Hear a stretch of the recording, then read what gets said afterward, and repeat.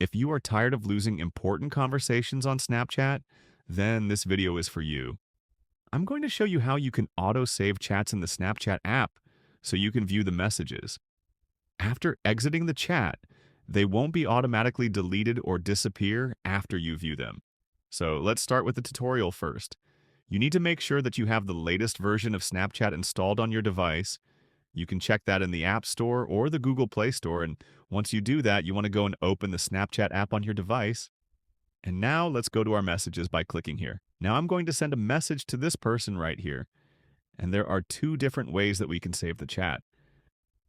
The first one is to long hold on a message and then click on Save and Chat. And the second step is to click on the name of the person right here, and then tap on the three dots in the top right corner of the screen. A menu with a bunch of options will be showing. So tap on Chat Settings, then this option right here called Delete Chats, and set it to 24 hours after viewing.